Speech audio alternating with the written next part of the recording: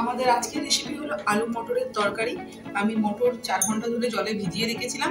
এবার মটরটাকে আমি ভালো করে ধুয়ে নিয়ে সিদ্ধ বসিয়ে দিলাম। আর কিছু আলু আমি কেটে ধুয়ে রেখেছি, এটা আমি তেলে দিয়ে দেবো। মটরটা সিদ্ধ করার সময় আমি নুন দিয়ে সিদ্ধ করে নেব।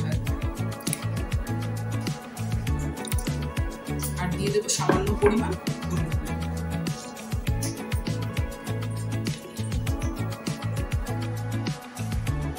আমি মটরটা সিদ্ধ করে নিয়েছি, গ্যাসে কড়া বসিয়ে দিয়েছি। কড়ার মধ্যে আমি তেল দিয়ে দিচ্ছি 3 চামচ মতো।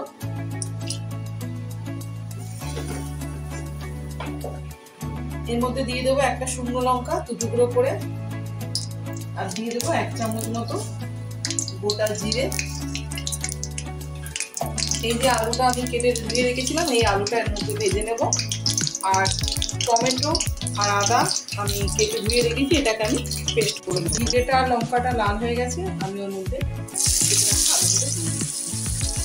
আমার হালকা ভাজা হয়েছে, এর মধ্যে আমি সামান্য পরিমাণ লবণ দিয়ে দিলাম।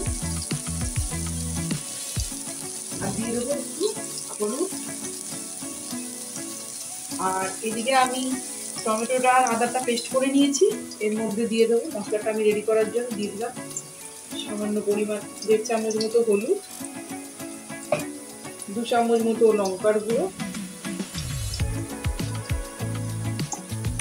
আর দিয়ে দিচ্ছি 1 চামচ মতো ধনে গুঁড়ো, 1 চামচ মতো জিরে গুঁড়ো। আলুটা ভাজতে ভাজতে আমার দেখছি আলুটা গলে গেছে। এবার এটাকে আমি মশলা দিয়ে কষিয়ে নেব। মশলাটা আমার ভালো মতো কষা হয়ে গেছে। এবার সিদ্ধ করে রাখা মটরটা আমি এর মধ্যে দিয়ে দেবো।